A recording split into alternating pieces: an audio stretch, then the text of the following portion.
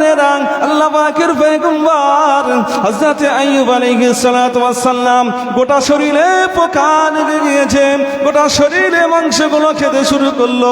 কোনদিনের জন্য আল্লাহ পাকের দরবার অভিযোগ করেনি, ও রব্বুল আলামিন আল্লাহ পাক আমার রোগটাকে আপনি সুস্থ করে দেন, কোনো অভিযোগ মহান আল্লাহর কাছে করেনি। ও আমার ভাইজানেরা, আইয়ুব আলাইহিস সালাতু ওয়াস সালাম কোনো অভিযোগ নয়, বরং তিনি ধৈর্যের সাথে আল্লাহ মহান আল্লাহ পাকের যে পরীক্ষা, সেই পরীক্ষা তিনি খুব সুন্দরভাবে পাস করার জন্য তিনি ধৈর্য সবর ইখতিয়ার করেছে। এমন সময় দেখতে পাওয়া গেল ওই যে দুজন ভাই আইয়ুব নবীর সকালে বিকেলে আসতো, তারাও যেন এই আলোচনা করতে লাগলো, মনে হয় আইয়ুব নবী কত অপরাধী, আল্লাহ পাক তাকে ক্ষমা করবে না। ও আমার ভাইজানেরা, এক সময় আম্মা জান রহিমা বলেছিল আইয়ুব নবীকে, ও আমার প্রাণ প্রিয় স্বামী, তুমি কি তোমার রবের দরবারে, তুমি কি আমাদের রবের দরবারে তোমার অসুস্থতার কথা কি একটা বার বলতে পারো না? মহান আল্লাহ তোমার শরীরটা যেন সুস্থ করে দেয়, একটা বার কি তুমি রবের দরবারে বলতে পারো না? কেননা নবীরা যখন দোয়া চাইবে মহান আল্লাহ নবীদের দোয়াগুলো কবুল করে নেন। মহান আল্লাহ পাকের নবী হযরত আইয়ুব সেদিন কি উত্তর দিয়েছিল, ও বিবি সাহেবা, আজকে আমি সবে মাত্র 18 বছর রোগাক্রান্ত হয়েছি, এখনই কি আমি আল্লাহর দরবারে আমি নারাজ হয়ে যাব? অথচ আমি 70 বছর তো আমার আল্লাহ আমাকে সুস্থ রেখেছিল, আমি আমার আল্লাহ 70 বছর সুস্থ রেখেছিল, এই নিয়ামত আমাকে দিয়েছিল, সুস্থতার নিয়ামত উপভোগ করেছি। আজকের মহান আল্লাহ 18 বছর আমাকে রোগাক্রান্ত করেছে, আমি কি মহান আল্লাহর দরবারে চাইব নাকি? ও বিবি, 70 বছর আমি সুস্থ ছিলাম, এর থেকে কি সুখ রেখে 18 বছর তো ব্যাস আমি এখন আল্লাহর দরবারে দোয়া চাইব? বরং আল্লাহ পাক আমাকে পরীক্ষা নিচ্ছে, নিক কোনো অসুবিধা নেই। এক পর্যায়ে দেখা গেল পচন ধরতে ধরতে পোকা জিভ পায়ে লেগেছে, পারে জিভে খাবে। জওয়ানেরা, যুবকেরা, ও মুসলমান ভাই বাবাজিরা, আব্বাজান ভাইরা, ওই সময় আইয়ুব নবী তিনি যখন লক্ষ্য করলেন এবারে পোকাগুলো গোটা শরীরে খেতে খেতে যখন, ও আমার ভাইজানেরা, তরুণ নওজওয়ানেরা, হযরত আইয়ুব আলাইহিস সালাতু ওয়াস সালাম তিনি দেখতে পেলেন, লক্ষ্য করলেন পোকাগুলো আমার জবানে উঠে গেল, আমার জবানটা এবারে খেয়ে ফেলবে। ওই সময় মহান আল্লাহর দরবারে হযরত আইয়ুব আলাইহিস সালাম মহান আল্লাহর কাছে দোয়া চাইলেন। সেদিন কি বলেছিল, ও আইয়ুব ইদনাদা রাব্বাহু আন্নী মাসসানিয়াদ দুররু ওয়া আনতা আরহামুর রাহিমিন। একবার জোরে বলুন না সুবহানাল্লাহ। কি সুন্দর কথা! কোরআন শরীফে মহান আল্লাহ আইয়ুবের এই কথাটা, ওই কথাটা আজও কোরআন শরীফের মধ্যে মহান আল্লাহ উল্লেখ করলেন। ও আইয়ুবা ইদনাদা রাব্বাহু আন্নী মাসসানি আদ-দুররু ওয়া আনতা আরহামুর রাহিমিন। আমার আল্লাহ বললেন, স্মরণ করো আইয়ুবের কথা, যেদিন আইয়ুব মহান আল্লাহকে ডেকে বলেছিল, আল্লাহ, ও আল্লাহ, আজকে দিনে আমি আইয়ুব বড় বিপদে পড়ে গেছি, বড় পেরেশানে পড়ে গিয়েছি, আজকে দিনে আমি বড় কষ্টে বড় বিপদে পড়ে গিয়েছি। আল্লাহ পাক আপনি হলেন ওয়া আনতা আরহামুর রাহিমিন, আপনি হলেন আল্লাহ, আপনি হলেন দয়াবান, আপনি হলেন দয়াবান। আল্লাহ যখন জিভে পোকা দেয় তখন এই কথা বলছে, আল্লাহ আমি বড় পেরেশানের মধ্যে আছি। তার মানে এখানে আইয়ুব নবী বলতে চাইছেন যে আল্লাহ জবানটাকে আমাকে খেও না, আমার জবানটাকে রেখে দাও, কারণ জবান দিয়ে আপনার নাম তাসবিহ যেন করতে পারি, এই যে জবানটা ভালো লাগো। তো মহান আল্লাহ পাক আইয়ুবের কথাটা এত সুন্দর ভালো লাগলো, সেটা নোট করলেন এবং বললেন, আইয়ুব যখন আমাকে ঠিক এইভাবে বলছে, ও আইয়ুবা ইযনাদা রাব্বাহু, কোরআন শরীফ থেকে এই আয়াতগুলো আছে, রাব্বাহু আন্নী মাসসানি আদ-দুররু ওয়া আনতা আরহামুর রাহিমিন, তখন আমি আল্লাহ কি করলাম, ফাস্তাজাবনা লাহু ফাকাশাফনা মা বিহি মিন দুররি ওয়া আতাইনাহু আহলা।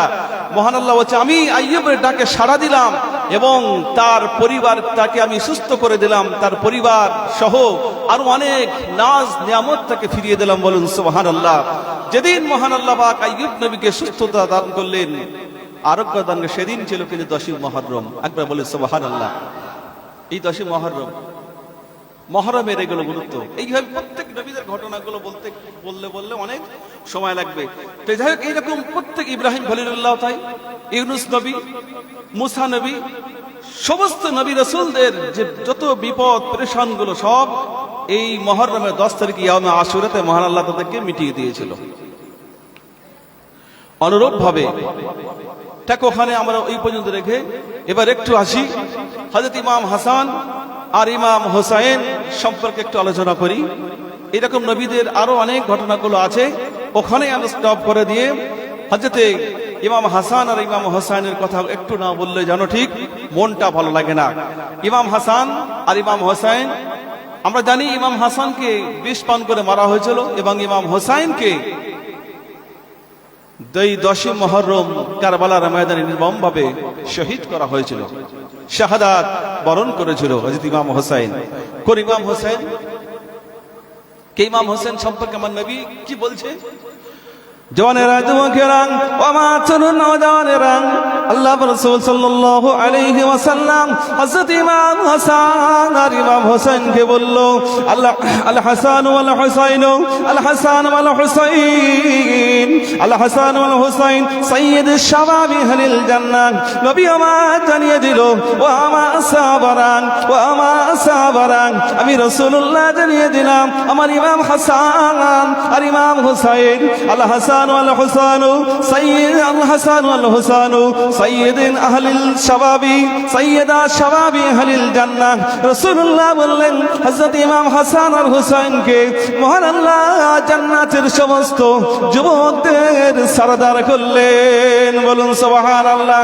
আমার ইমাম হাসান আর ইমাম হুসাইনকে জান্নাতের সমস্ত যুবকদের সরদার আমার আল্লাহ করে দিলেন। ওই ইমাম হাসান আর ইমাম হুসাইন তারা আমি উম্মত গুলোকে, আমার উম্মত তাকে নির্মম ভাবে কারবালায় শহীদ করলেন, তাকে বিষ পান করে শহীদ করে দেওয়া হলো। আল্লাহ নবী দুজাহানের বাদশাহ রাহমাতাল লিল আলামিন হযরত ইমাম হাসান আর ইমাম হোসেন কে কত ভালোবাসতেন। ও আমার ভাইজানেরা, তরুণ জওয়ানেরা, যুবকেরা, আল্লাহ পাকের নবী আমার হযরত ইমাম হাসান আর হোসেন কে এত ভালোবাসতেন।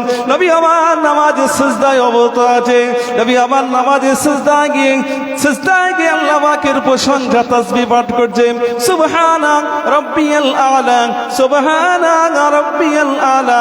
আমার আপনার নবী নামাজে সিজদারত অবস্থাতে তাসবিহ পাঠ করে। এতে ইমাম হাসান আর ইমাম হুসাইন নানা জানেন ঘাড়ের উপরে, পিঠের উপরে বসে যায়। নবী সিজদায় আছে, ইমাম হাসান হোসেন ঘাড়ের উপর বসে আছে। আল্লাহ রাসূল সিজদা উঠবে কি করে? কোন রকম হাতটা একটুখানি দিয়ে বসিয়েছে, উঠলেন একটা, আবার সিজদায় গেছে, ঠিক একই অবস্থায় আবার উঠেছে। নবী আবার আস্তে করে হাত দিয়ে নামিয়ে সালাম ফিরে নামাজ শেষ করলো। বিরক্ত হয়নি, এত ভালোবাসতেন। ও আমার ভাইজানেরা, তরুণ জওয়ানা, যুবকেরা, সাহাবায়ে কেরামরা বলেছেন, ইয়া রাসূলুল্লাহ, ইয়া হাবিবাল্লাহ, আপনার ইমাম হাসান আর ইমাম হোসেন আপনার নওয়াসাকে কিতান আম্মা জান ফাতেমার কাছে রেখে আসবো। আল্লাহ নবী বলেছিল, না না, ও আমার সাহাবারা, ও আমার সাহাবারা, আমার ইমাম হাসান আর হোসেন আমার নওয়াসাকে আম্মা জানের কাছে দিতে হবে না, বরং আমার ইমাম হাসান আর ইমাম হোসেন এখানে থাক, আমার কোনো অসুবিধা নাই। ও জওয়ানেরা, যুবকেরা, কোন ইমাম হাসান আর হোসেন আল্লাহ নবী ইমাম হাসান আর ইমাম হোসেনকে এত ভালোবাসতেন। আল্লাহ নবী মসজিদে নববী শরীফে মিম্বারের উপরে খুতবা প্রদান করছেন। ও জওয়ানেরা, যুবকেরা, আল্লাহ নবী মসজিদে নববী শরীফে খুতবা প্রদান করছেন। এমনি ভাবে হযরত ইমাম হাসান আর ইমাম হোসেন ছুটে মসজিদের মুসল্লিদের সরিয়ে দৌড়ে গিয়ে মিম্বারের উপরে নানা জানের পাশে দাঁড়িয়ে গেল।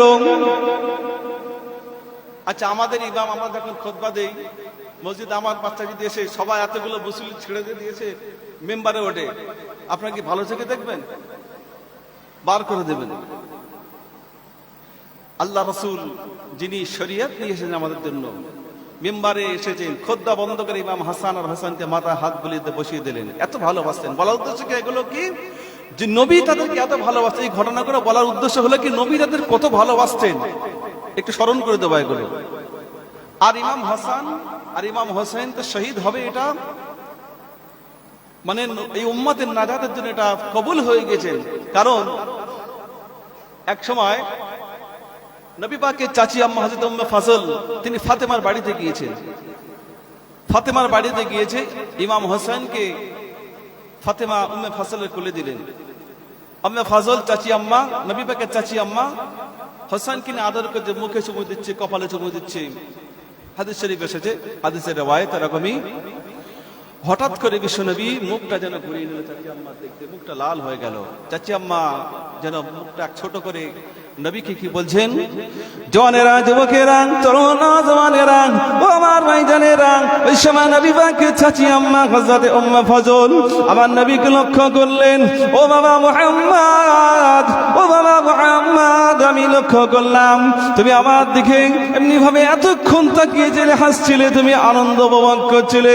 আমি আপনার নওয়াজা হযরত ইমাম হুসাইনকে আদর করছি, তার মুখে গালে চুমু দিচ্ছি। ও বাবা মুহাম্মদ, হঠাৎ করে তুমি আমার দিক থেকে মুখটা ফিরিয়ে নিলে। ও বাবা মুহাম্মদ, তোমার মুখটা যেন মলিন হয়ে গেল, তোমার মুখটা লাল হয়ে গেল। আমি উম্মে ফজল, আমি তোমার চাচি আম্মা কি কোনো অপরাধ করলাম নাকি?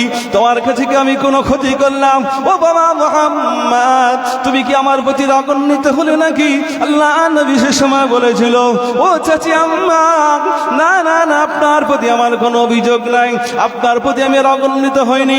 বরং এই মুহূর্তে জিবরিল আমিন আমার কাছে আসলো, আর জিবরিল আমিন আমার কাছে এসে একটা সংবাদ দিয়েছে, যে সংবাদটা শুনে আমি রাসূলুল্লাহ সহ্য করতে পারিনি। ও চাচি আম্মা, এই মুহূর্তে জিবরিল আমিন আমাকে ঘটনা শোনালো। ইয়া রাসূলুল্লাহ, ইয়া হাবিবাল্লাহ, হযরত ইমাম হোসেনকে আপনার চাচি আম্মা আদর করছে, তার গালে চুমা দেয়, মুখে চুমা দেয়, ঠোঁটে চুমা দেয়।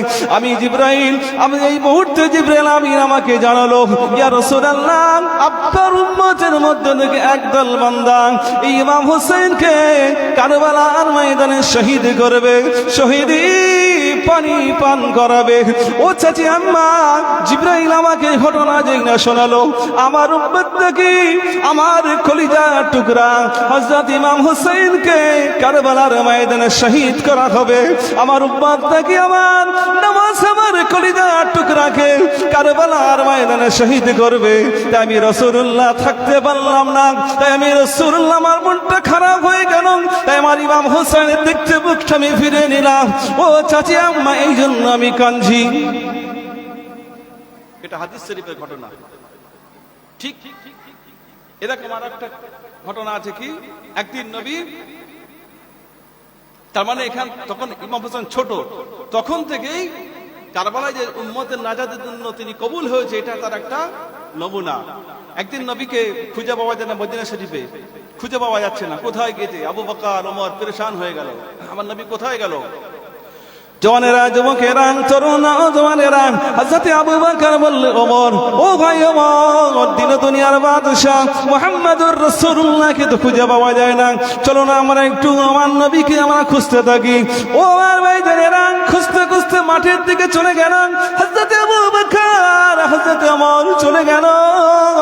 যেতে গেলে কিছু দূর পরে দেখতে পেল একটা রাখাল ছাগল আর উট নিয়ে চড়াচ্ছে। ওই সময় হযরত আবু বকর ওমর বলল, ও রাখাল, তোমরা কি আমাদের নবীকে দেখতে পেলে নাকি? আমার নবী কোথায়?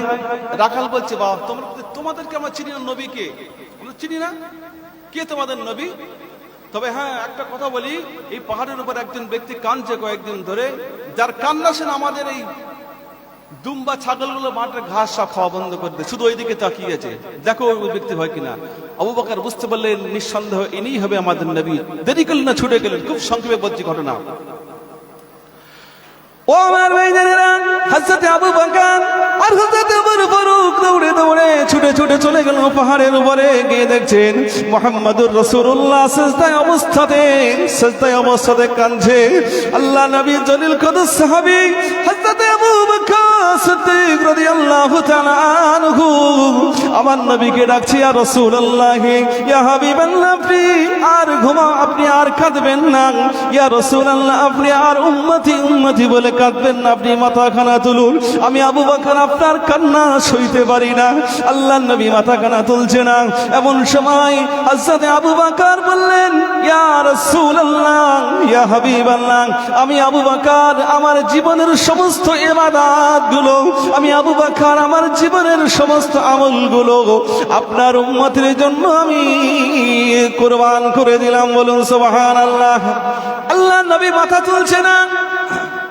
হযরত ওমর গিয়ে শুনে, ইয়া রাসূলুল্লাহ, আপনি মাথাখানা তুলুন। আল্লাহর নবী শুধু একটাই কথা বলছে, উম্মতি উম্মতি, আমার উম্মতের উপায় কি হবে, আমার উম্মতের কোন উপায় কি হবে।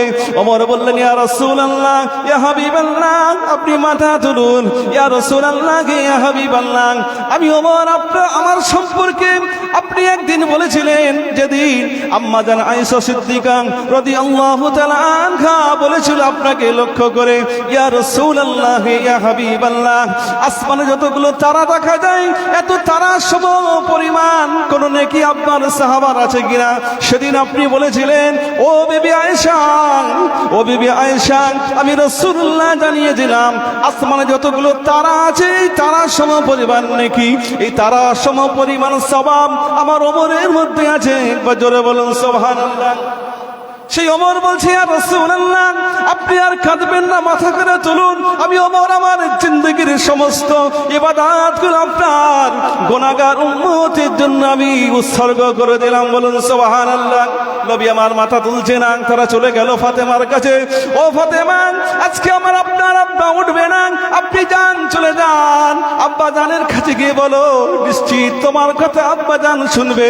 হযরতে ফাতেমা গিয়ে বললেন, আব্বা জান, ও আমার আব্বা জান, ইয়া রাসূলুল্লাহ, ইয়া হাবিবাল্লাহ, আপনি তো আমাকে বলেছেন, ও ফাতেমা, জান্নাতের সমস্ত মহিলাদের যিনি সরদার হবে, হযরত ফাতেমা খাতুনে জান্নাত। ইয়া রাসূলুল্লাহ, ইয়া হাবিবাল্লাহ, আব্বা জান, আপনি মাথা করে তুলুন, কাঁদবেন না। আমি ফাতেমা জীবনের ইবাদতগুলো আপনার উম্মতের নাজাতের জন্য আমি উৎসর্গ করলাম। বলুন সুবহানাল্লাহ।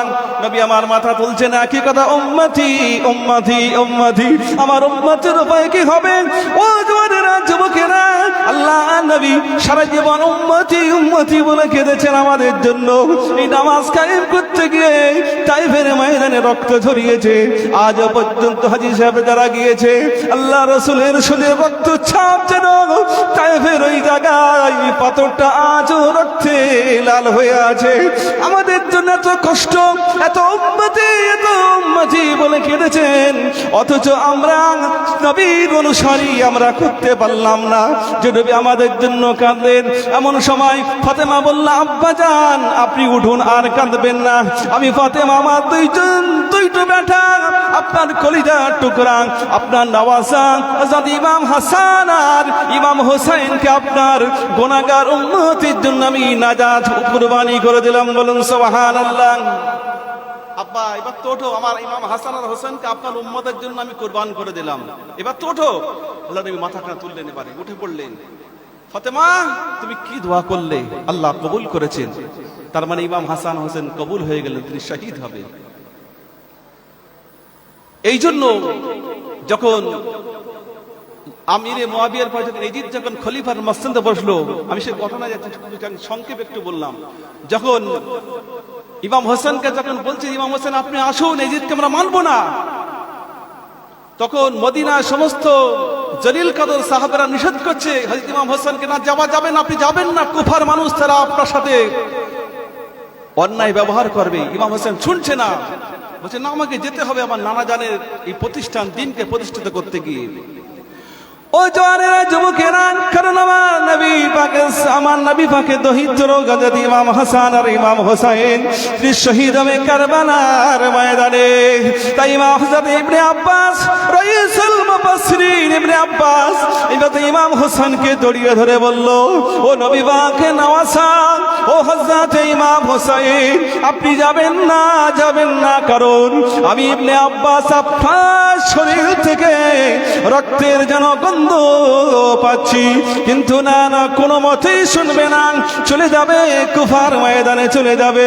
এজিদের বিরুদ্ধে আমার আল্লাহ পাকের নবীর নাতি নওয়াসা চলে যাবে। ও জওয়ানেরা, যুবকেরা, আমার তরুণ নওজওয়ানেরা, সেদিন হযরত ইমাম হুসাইন চলে গেল কুফার দিকে। কুফার পথে যেই না চলে গেল, কে দেখছে কিনা কুফার যে সমস্ত মানুষ যারা আহ্বান করেছিল সব মানুষ সব এখন ঘুরে গিয়েছে। এই ঘটনা বলতে অনেক সময় লাগবে। যারা ইমাম হোসেনকে সাপোর্ট করেছিল গিয়ে দেখছে সব আবার সব ঘুরে গিয়েছে, সব মুনাফিকি হবে ঈদের পক্ষে। বুঝতে পারলেন পরিস্থিতি ভালো না, মোড় ঘুরিয়ে দিলেন। কুফার দিকে না গিয়ে কারবালার দিকে চলে গেল, কারবালায় তাবু গাড়ল, সেখানে অবস্থান করলো। এখন ওবায়দুল্লাহ ইবনে জিয়াদ ও মন্ত্রী, কারণ টোটাল মুসলিম জাহান নেতৃত্ব দিচ্ছে তখন কুফা থেকে, হেড অফ দ্য ডিপার্টমেন্ট যখন থেকে, আর এদিকে প্রদেশে সব মন্ত্রী নিয়োগ করা আছে। ওবায়দুল্লাহ ইবনে জিয়াদ ওই শহরে। এখন এ কি করলো, তাবুর সমস্ত প্রথমে পানিগুলো অফ করে দিয়েছে, কারণ পানি ছাড়া কেউ বাঁচতে পারে। এখন কয়েকদিন হয়ে গেল, এত সফর, খাবার নেই, সঙ্গে বাচ্চা আছে, পানির অভাব। তাই কি করলো, একটু পানির জন্য যখন সাহার বানু হযরত ইমাম হোসেনের অর্ধাঙ্গিনী বললো একটু পানি দাও না, ফোরাব নদীতে একটু পানি নিয়ে যাও না, একটু পানি আনো না, এই বাচ্চাকে নিয়ে যাও, দুগ্ধ শিশুকে নিয়ে তাদেরকে বলো, একটু রিকোয়েস্ট করো, অনুরোধ করো, তারা নিশ্চয়ই তারা এত নির্দয় হবে না। তাই হয়তো ইমাম হোসাইন হয়তো আলী আসগারকে নিয়ে একটু পানির জন্য একটু প্রার্থনা করলে জিত বাহিনীকে কি বলেছিল, জওয়ানেরা, যুবকেরা, তরুণ জওয়ানেরা, কি করুন ঘটনা সেদিন কারবালায় ঘটেছিল। ও আমার ভাইদেরা, আল্লাহ নবী যাকে হযরত ইমাম হাসান আর ইমাম হোসেনকে এত মহব্বত করতেন, এত ভালোবাসতেন, আল্লাহ নবী বলল, ও আমার সাহাবারা, ও আমার সাহাবীরা, আমার ইমাম হাসান আর ইমাম হোসেনকে যারা ভালোবাসলো আমি নবী জানিয়ে দিলাম, তারা যেন আমি নবী আমাকে তারা ভালোবাসলো, আর আমার ইমাম হাসান আর ইমাম হোসেনকে যারা কষ্ট দিল তারা যেন আমি নবী আমাকে কষ্ট দিল। আল্লাহ নবী তিনি এক সময় বলতেন, আল্লাহ পাক ও রব্বুল আলামিন, আমি ইমাম হাসান আর ইমাম হোসেনকে ভালোবাসি। ও রব্বুল আলামিন, ও আরশের মালিক, আপনিও ইমাম হাসান আর ইমাম হোসেনকে আপনিও ভালোবাসুন। আল্লাহ নবী দোয়া করতেন, আল্লাহর কাছে বলছে ইমাম হোসেন বাচ্চাকে নিয়ে পানির আবেদন করছেন। ও ইয়াজিদ বাহিনী, আমরা আপনার শত্রু হতে পারি, কিন্তু আজকে দেখতে পাচ্ছ ছোট্ট দুগ্ধ পশু, নিষ্পাপ শিশু, বেগুনা মাসুম পানির অভাবে পানির তাড়না জিহ্বাটা শুকিয়ে যায়, একটু কি পানি দেবে নাকি? ছোট্ট বাচ্চা আলী আসগরকে নিয়ে পানির আকুতি মিনতি করে যখন ফোরাত নদীতে একটু পানি তুললো, এমন সময় দেখতে পাওয়া গেল দূর থেকে একটা তীর এসে তারা এমন নির্দয় হলো। হযরত ইমাম হোসেনের প্রতি এতটুকু তারা দয়া দেখালো না, একটা তীর এসে সোজাসুজি ওই তীরটা ইমাম হোসেনের গায়ে লাগলো না। ও আমার ভাইজানেরা, ও তরুণ নওজওয়ানেরা, কি করুন ঘটনা ঘটলো সেদিন। ওই তীরটা ছোট দুগ্ধ পশু আলী আসগরের কপালে লেগে গেল। এমন সময় দেখতে পাওয়া গেল রক্তগুলো টপ টপ করে পানিতে পড়লো। ইমাম হোসেন দেখলো, আরে এই রক্তের মধ্যে, পানির মধ্যে রক্ত, না না না না, এই পানি পান করা যাবে না, এই পানি খাওয়া যাবে না। পানিটা ফেলে দিয়ে আলী আসগরকে কোলে করে নিয়ে কলিজার সাথে জড়িয়ে দিয়ে তাঁবুর মধ্যে সে বলল, ও বিবি সাহেবা, ও বিবি সাহেবা, জীবনের মতো তোমার সন্তান আর তোমাকে বিরক্ত করবে না, আর তোমার কাছে পানি চাইবে না, আর পানি করবে না, আর তোমাকে বিরক্ত করবে না, আর তোমাকে জ্বালাতন করবে না। দেখো জীবনের মতো আমি শেষ পানি পান করে নিয়েছি। এতই তারা নির্দয় হয়ে গেল, তারা পানি তো দিল না বটে, তারা একটা তীর নিক্ষেপ করে আমার কলিজার সন্তানকে চিরতরের মতো দুনিয়া থেকে বিদায় করে দিয়েছে। ও বিবি সাহেবা, নাও তোমার বাচ্চাকে কোলে নাও, জীবনের মতো আর বাড়ি চাইবে না, এই দুনিয়ার থেকে বিদায় নিয়ে নিল। ঠিক এইভাবে দেখতে পাওয়া গেল ওই তাঁবুর 70 অথবা 72 জন কাফেলার মধ্যে থেকে এক এক করে সব শাহাদাত বরণ করতে লাগলো, এক এক করে সব শহীদ হতে লাগলো। ইমাম হোসেন খুব চিন্তায় পড়ে গেল, কি হবে এবারে শেষ বেশ একেবারে, মানে কি বলে সাবস্টেন্স, যেটা একেবারে তার সারাংশ, ইমাম হোসেনকে তারা ছাড়লো না। ইমাম হোসেনকে তারা শহীদ করলো, এবং সে শহীদটা তার লাশটাকে নিয়ে যেভাবে মানে ব্যঙ্গ করা হয়েছে। খুবই দুঃখজনক ঘটনা, তাকে শিরচ্ছাদ করে দেওয়া হলো। তার মাথাটা বল্লভে আগায় করে নিয়ে মাথাটা ইজিদের সামনে পেশ করা হলো। আল বিদায় ওয়াল নিহায়া, বিশ্ববিখ্যাত একজন লেখক, পৃথিবী বিখ্যাত লেখক হযরত ইবনে কাসির দামাশকি রাহিমাহুল্লাহ তার কিতাবের মধ্যে এই ঘটনাটা উল্লেখ করছে, কারবালার ঘটনাকে উল্লেখ করেছে আল বিদায় ওয়াল নিহায়ার মধ্যে, একটা প্রসিদ্ধ কিতাবের মধ্যে। তো ইজিদের সামনে যখন ইমাম হোসাইনের মাথাটা যখন রাখা হলো, এজিদ, এই ঘটনা কথা আছে আল বিদায় ওয়ান নিহায়ার মধ্যে, এজিদ লাঠি নিয়ে চেয়ারে বসে ইমাম হোসেনের নাকে চোখে এ করছে।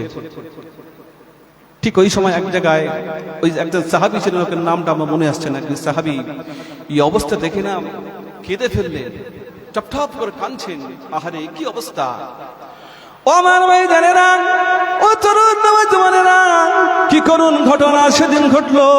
এজিদের সামনে যখন নবী পাকের নওয়াসান হযরত ইমাম হোসেনকে পেশ করা হলো, এজিদ চেয়ারে বসে ছড়ি নিয়ে হযরত ইমাম হাসান, ইমাম হোসেনের নাকে, চোখে আর মুখে ছড়ি লাগাতে লাগলো।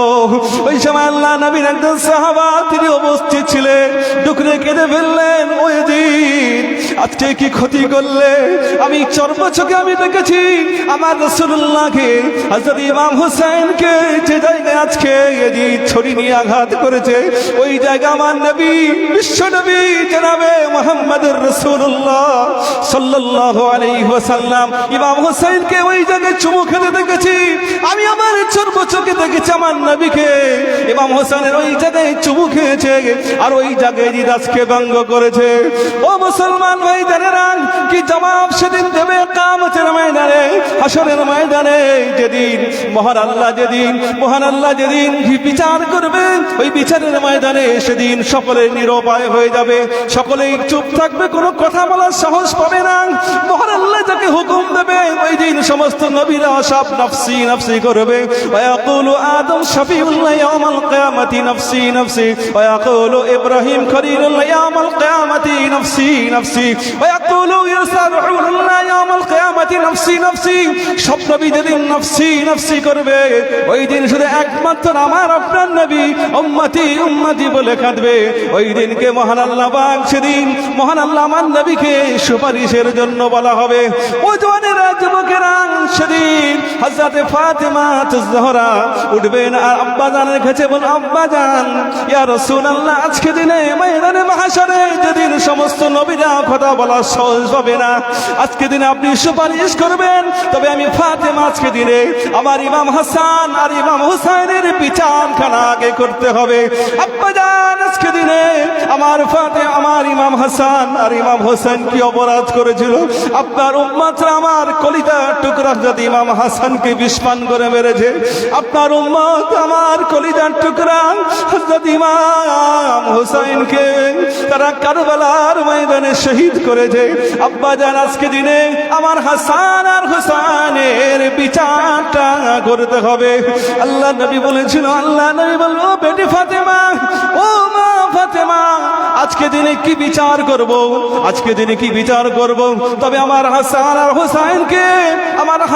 হোসেনকে আমি মুহাম্মদ সাল্লাল্লাহু আলাইহি ওয়াসাল্লাম নিয়ে আল্লাহ পাকের দরবারে বলবো, রব্বুল আলামিন, আমার ইমাম হাসান আর ইমাম হোসেন আমার গুনাহগার উম্মতের জন্য কুরবানি হয়েছে। রব্বুল আলামিন, আজকে দিনে অন্য কোনো বিচার নাই, আমার ইমাম হাসান আর হোসেনের কুরবানির বিনিময় আমার গুনাহগার উম্মতকে আপনি আজকের এই হাসরের ময়দানে নাজাত দিন। জোরে বলুন সুবহানাল্লাহ। বিচার হবে, আল্লাহ পাক বলবে, আমার উম্মত যেহেতু আমার ইমাম হাসান আর হোসেন শহীদ হয়েছে, আমি আল্লাহ তাআলা বলবো, আল্লাহ, আমার ইমাম আর হাসান আর হোসেনকে দেখুন আজকে রক্তমাখা অবস্থাতে উঠবে। সেদিন রক্তমাখা অবস্থায় উঠবে, কারণ আপনারা জানেন ফতোয়া শরীয়তের মাসলা হলো, যারা শহীদ হয়ে যায় আল্লাহর রাস্তায়, যারা শহীদ হয়, এরা যে অবস্থা করা হবে, এদের গোসল দেওয়া হবে না। যারা শহীদ হবে, রক্ত মাখা গায়ে হাতে ঘড়ি থাকলে চশমা থাকলে আংটি, ওই অবস্থাতে কিছুই খোলা হবে না, রক্তমাখা অবস্থা, তাকে গোসল দেওয়া হবে না, তাকে দাফন করতে হবে, জানাজা পড়ে দাফন করতে হবে, কারণ কিয়ামতের ময়দানে ওঠানো হবে। ঠিক শহীদরা ঠিক ওই অবস্থাতে উঠবে, আর হাসরের ময়দানে সেদিন ঠিক ওই অবস্থাতে রক্তমাখা শরীর নিয়ে হযরত ইমাম হোসেন উঠবে, আর ইমাম হাসান তার গোটা শরীরটা বিষে সবুজ হয়েছিল, ওই অবস্থাতে উঠবে। এবং আমার নবী, বিশ্ব নবী ইমাম হাসান আর হোসেনকে আল্লাহ তাআলা পেশ করলেন, আল্লাহ এই উম্মতের জন্য, নাজাতের জন্য, আমার গুনাহগার উম্মতের জন্য ইমাম হাসান আর হোসেনকে আল্লাহ আপনার জন্য কুরবানি করেছি, আপনি আমার উম্মতকে নাজাত দিয়ে দিন। একবার বলুন সুবহানাল্লাহ। আজকে আমরা কোথায় আছি? সেই নবীর উম্মত, সেই নবীর যারা আহলে বাইত, তাদের সাবরাসনি হবে আজকের মাহফিল। আপনি কি ভাবছেন এটা যে কোন রকম একটা মসজিদ সেটা নাকি? বিশাল সজ্জিত করলে সেটা মানে অনেক বড় নাকি?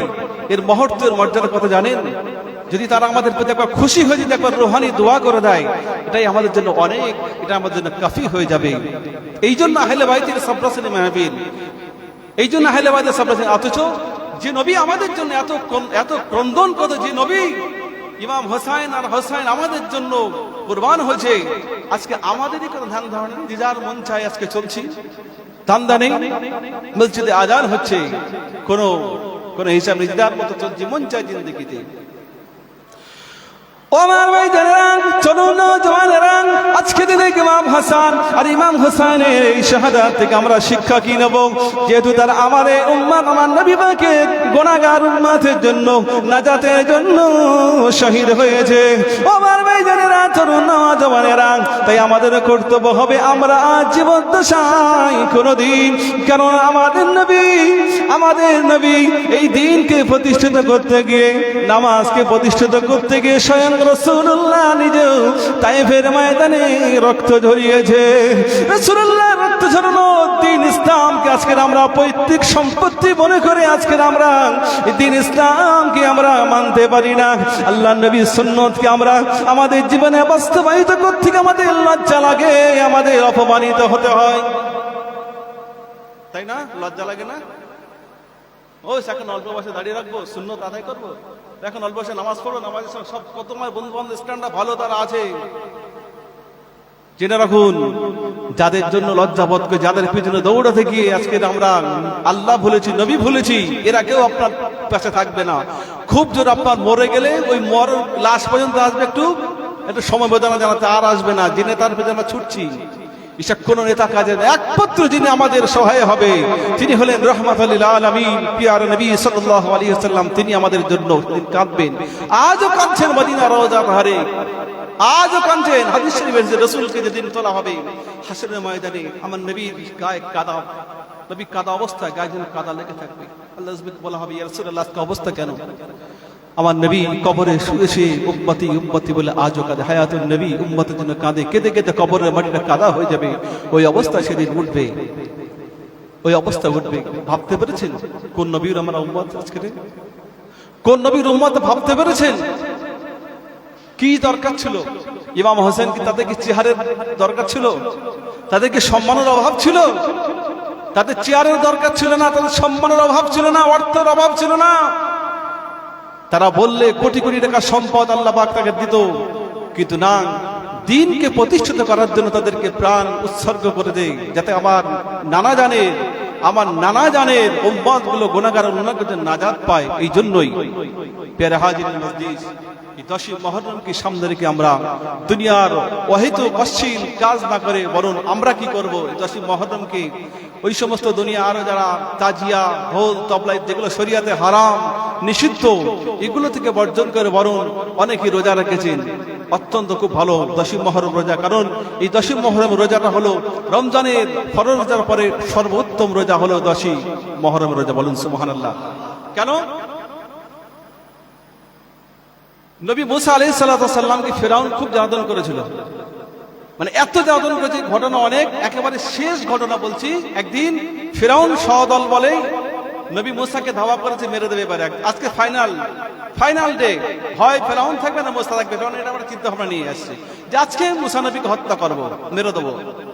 ধাওয়া করেছে, ছুটতে ছুটতে ছুটতে নবী মুসাও তার কওমকে নিয়ে ছুটতে এমন একটা জায়গায় গেল, সামনে শুধু পানি আর পানি, আর কোন রাস্তা নেই। ও আমার ভাই জানেন, আল্লাহ পাকের জলিল কদর একজন পয়গম্বর মুসা আলাইহিস সালাতু ওয়াস সালাম ছুটতে ছুটতে একেবারে যখন শেষ প্রান্তে পৌঁছে গেল, সামনে শুধু পানি আর পানি। আল্লাহ নবী মুসা চিন্তায় পড়ে গেল, ওদিকে ফেরাউন সদল বলে ছুটছে, আমাকে হত্যা করে ফেলবে। আল্লাহ রাব্বুল আলামিন বললেন, মুসা ও মুসা তুমি ভয় করো না, তুমি ঘাবড়ে যাও না, কারণ আমি নবীদেরকে দুনিয়ায় একা একা ছেড়ে দেই না, বরং আমি আল্লাহ তোমাদের সাথে আছি। আল্লাহ পাক বললেন, এ মুসা তোমার হাতের লাঠিটা তুমি নিক্ষেপ করো। সঙ্গে সঙ্গে নবী মুসা আর দেরি করলেন না, লাঠি নিক্ষেপ করলো। এমন সময় দেখতে পাওয়া গেল আল্লাহ পাকের কুদরতি ক্ষমতায় ওই বিশাল বিশাল নীল নদের উপর একটা রাস্তা হয়ে গেল। আল্লাহ পাকের নবী মুসা আলাইহিস সালাম ওই রাস্তার উপর দিয়ে হেঁটে হেঁটে পেরিয়ে গেল। যারা বলেন সুবহানাল্লাহ। এদিকে ফেরাউন এসে হাজির, তারে মুসা নবী পৌঁছে গিয়েছে। খুব সংক্ষেপে শুধু একটু বোঝার জন্য বলছি, এই রোজাটা এসে বলে কেন বলছে। এখন এবার ফেরাউন সদল বলে ও এবার ব্রিজ ক্রস করছে, ঠিক মধ্যস্থলে নীল নদের মাঝখানে। রব্বে কারীম রব্বুল আলামিন বললেন, এ মুসা এবারে আমার খেলাটা আমি শুরু করব। মুসা তুমি আর দেরি করো না। মুসা এই মুহূর্তে তুমি তোমার লাঠি খানা নিয়ে তুমি আবার জমিনে নিক্ষেপ করো। আল্লাহ পাকের নবী জলিল কদর পয়গম্বর আর দেরি করলেন না, লাঠি নিয়ে নিক্ষেপ করলো। সঙ্গে সঙ্গে দেখা গেল কিতাবের মধ্যে সেজে তাফসীরের মধ্যে সেজে সঙ্গে সঙ্গে ওই রাস্তাটা একেবারে চূর্ণ বিচূর্ণ হয়ে গেল। আর ফেরাউন তার সদল বলে এই নীল নদে হাবুডুবুকে মারা গেল জাহান্নামের টিকিট করে। ফেরাউন একেবারে চলে গেল, নীল নদে ডুবে মারা গেল। মহান আল্লাহ নবী মুসাকে যেদিন বাঁচালেন এই ঘটনা, সেদিন কিন্তু 10 মুহররম। আল্লাহ নবী যখন হিজরত করে মদিনায় গেলেন, তো মদিনায় গিয়ে দেখছেন সব ইহুদিরা রোজা রাখছে, ইহুদিরা রোজা রেখেছে। তো জিজ্ঞাসা করলো রোজা রাখছে কেন? কারণ বলছে কেন আমাদের নবী, তার মানে ইহুদিরা মুসা নবীকে মানতেন যে আজকে মুসা নবীকে আল্লাহ ফিরআউনের কবল থেকে বাঁচিয়েছিল, রক্ষা করেছিল, তাই আমরা একটা রোজা রাখছি। আল্লাহ নবী বলল যে ইহুদির থেকে তো মুসা আমার ভাই, হকটা আমাদের বেশি, অতএব রোজা আমরা রাখবো রোজা। আমার ভাইরা, তরুণ নওজওয়ান সাহাবায়ে কেরামরা বলেছেন, ইয়া রাসূলুল্লাহ ইয়া হাবিবাল্লাহ, ইহুদিরা তো রোজা রাখে এই দিন 10 মুহররম, আর আমরা রোজা রাখবো, আমাদের রোজার সাথে কি ইহুদি রোজার সাদৃশ্য হয়ে যাবে না? আল্লাহ নবী বলেছিল, আমার সাহাবারা ও আমার সাহাবীরা, আমি রাসূলুল্লাহ জানিয়ে দিলাম ইহুদিরা একটা রোজা রাখে, আর আমি মুহাম্মদুর রাসূলুল্লাহ বলে দিলাম তোমরা একটা নয় বরং তার সাথে আরো একটা অতিরিক্ত রোজা জুড়ে দেবে। তাই আমরা অনেকে শনিবার রবিবার অথবা রবিবার সোমবার রোজা রেখেছি। বলুন সুবহানাল্লাহ। ও ভাই জানেরা, আল্লাহ নবী জানিয়ে দিলেন ফাক জামানে ও আমার সাহাবারা ও আমার সাহাবীরা, এই 10 মুহররম রোজাটা হলো, এই 10 মুহররমের রোজাটা হলো রমজানের ফরজ রোজা। এই রমজানের ফরজ রোজার পরে সবচেয়ে উৎকৃষ্ট রোজা হলো ইয়াউমে আশুরা 10 মুহররম। একবার জোরে বলুন না সুবহানাল্লাহ। আল্লাহ নবী বলল, আমার সাহাবীরা যারা 10 মুহররমের দিন রোজা রাখবে, আমি রাসূলুল্লাহ বলে দিলাম একটা রোজার বিনিময় মহান আল্লাহ তাদের একটা বছর পূর্ণাঙ্গ 1 বছর রোজা রাখার সওয়াব ওই বান্দা বা বান্দির নামায় আমলে আমার আল্লাহ লিপিবদ্ধ করে দেয়। বলুন সুবহানাল্লাহ। আমরা অনেকে রোজা রেখেছি 10 মুহররম, একটা রোজার বিনিময়ে আল্লাহ নবী বলছেন তার আমল নামায় 1 বছর রোজা রাখবে। এই রোজাটা কেন হলো? ওই নবী মুসাকে রক্ষা করলো, ইহুদিরা করতেন, আল্লাহ নবী বলছেন না, হক আমাদের বেশি, আমরা রাখবো। আর যেদিন সেই ঘটনা ঘটলো মুসলমান, সেদিনও 10 মুহররম। এই জন্য শুকরিয়া স্বরূপ আমরা রোজা রাখি, আমাদের হক বেশি। তাই আমরা অহেতুক শরিয়াতের বিধি লঙ্ঘন না করে এই দিন রোজা রাখি, সবরাসানি মাহফিল করি, দান সাদকা করি, ইত্যাদি ইত্যাদি বিভিন্ন জায়গায় জায়গায় সবরাসি দোয়া ইত্যাদি এগুলো আমরা সীমাবদ্ধ, কোরআন তেলাওয়াত করি, তাসবিহ করি ইত্যাদি, এইগুলো আমরা বেশি বেশি ইস্তিগফার পড়ি। কারণ এই দিনে যেমন একটা আনন্দের দিন, কারণ সমস্ত নবী রাসূলদের বিপদ মুক্তি করলেন, সমস্ত নবী রাসূলদের কিছু ত্রুটি মুক্তি করলেন, ত্রুটি মাফ করলেন, এবং সাথে সাথে নির্মমভাবে এই দিনে ইমাম হুসাইনকে শাহাদাত শহীদ করা হলো। কারণ যেভাবে শহীদ করা হয়েছে, নিশ্চিত আমার আল্লাহ চাইলে হয়তো বিশাল আসমান থেকে গজব আর আযাব দিয়ে সব কওমকে শেষ করে দিতে পারতেন, কিন্তু মহান আল্লাহ মহান আল্লাহ সেটা করবেন না, কারণ আমার নবী এই বিষয়ে দোয়া চেয়েছেন আল্লাহর কাছে। আল্লাহ, কারণ আল্লাহ নবী জানতেন যে পূর্বে যত নবী রসুল এসেছে তার কমের প্রতি আসমানি গজব দিয়ে আমার আল্লাহ তাদেরকে ধূলিসাৎ করে দিলেন, শেষ করে দিলেন। সব নবীর কওমকে আল্লাহ পাক শেষ করে দিয়েছিলেন। যেমন দাউদ আলাইহিস সালাম, একটা নবীর কথা বলি, দাউদ আলাইহিস সালাম তার কওমকে একটা ঘটনা, একটা কওম একটা অমান্য করার কারণে দাউদ নবীর কওমকে সব বাঁদরে রূপান্তরিত করেছিল। ঘটনাটা জানেন কি? কি ঘটনা? দাউদ নবী সমস্ত নবী রসুল যত এসেছে পৃথিবীতে তার মধ্যে থেকে সর্বসেরা কণ্ঠ আল্লাহ পাক দাউদ নবীকে দিয়েছিল, বলুন সুবহানাল্লাহ। আর দাউদ নবীর উপর যে কিতাব অবতীর্ণ হচ্ছে তা সেই কিতাবের নাম কি? কিতাবের নাম কি? জাবুর, আসমানি কিতাব জাবুর। এই জাবুর তেলাওয়াত করতেন কিবার করে? শনিবার করে। তিনি একটা শিডিউল ছিল, তার একটা শিডিউল ছিল, প্রতি শনিবার নদীর ধারে বসে জাবুর তেলাওয়াত করবে। তেলাওয়াত করছে কি? জাবুর, যার প্রতি অবতীর্ণ হয়েছে জাবুর। দাউদ আলাইহিস সালাম এত কণ্ঠস্বর সুরিত কণ্ঠে, আমার ভাই জানেন, আল্লাহ পাকের নবী জলিল কাদের পয়গম্বর হযরত দাউদ আলাইহিস সালাতু ওয়াস সালাম জাবুর পাঠ করতেন শনিবার করে নদীর ধারে। আল্লাহ পাকের নবী কণ্ঠস্বর এত সুন্দর, দাউদ নবী যখন জাবুর পাঠ করতেন ওই সময় আসমানের পাখিগুলো আসমানে যেন থমকে দাঁড়িয়ে যেত দাউদ নবীর কণ্ঠে জাবুর শোনার জন্য, বলুন সুবহানাল্লাহ। সমুদ্রের মাছগুলো তারা আর সমুদ্রে থাকতে পারতো না। যেই না দাউদ নবী শনিবার করে তিনি জাবুর তেলাওয়াত করতেন, সমুদ্রের মাছগুলো সব ঝাঁকে ঝাঁকে কিনারা এসে দাউদ নবীর কণ্ঠে জাবুর পাঠ করতে লাগলো। এই অবস্থা দেখে দাউদ নবীর এই কওমগুলো যারা ঈমান আনেনি, দাউদ নবী যেই না জাবুর পাঠ করতো মাছগুলো কিনারায় চলে আসতো, আর তার কওমগুলো শনিবার করে ওই মাছগুলো সব তারা জাল দিয়ে ধরে নিত। দাউদ নবী কোরআন জাবুর পাঠ করছে, মাছগুলো শুনছে, আর ওরা এই সুযোগে এসে মাছগুলো হাত তুলে নিচ্ছে। আল্লাহ পাক এই বিধান অবতীর্ণ করলো, হে নবী তোমার কওমকে একটু বলে দাও। হুজুরের সাথে আলোচনা এটা আল্লাহ বিধান বলল, হে নবী তোমার কওমকে বলে দাও তারা যেন শনিবার দিন মাছ না ধরে। দাউদ নবী ঘোষণা করলে, আমার কওমের মানুষ আল্লাহর বিধান হয়েছে আজ থেকে শনিবার দিন কেউ মাছ ধরবে না। মানুষ তো সব বেশি বোঝে, সব এখন হিকমত, সব এখন দর্শন, মানে ঠিক আছে শনিবার ধরা হবে না। তারা কি করলো? একটা ফন্দি আটলো। কি ফন্দি? ঠিক আছে দাউদ নবী শনিবার দিন মাছ দিতে বারণ করেছে, এখন শনিবার দিন যে জাবুর পাঠ করা হচ্ছে, আর ওরা কি করেছে? ওই যে মাছগুলো ধারে চলে আসছে ওরা একটা গার্ড করে দিয়েছে একটা, যাতে করে, কেন প্রত্যেক শনিবারে দাউদ নবী জাবুর তেলাওয়াত করতো, মাছগুলো থাকতো, দাউদ নবী তেলাওয়াত শেষ হতো, মাছগুলো চলে যেত। আর এরা এই কওমগুলো কি করেছে? বদমাইশি করে, ঠিক আছে শনিবার ধরবো না মাছ, রবিবার ধরবো, প্ল্যান করেছে যে মাছগুলো কিনারা আছে না ওই দূর থেকে একটা জাল আটকে দিয়েছে।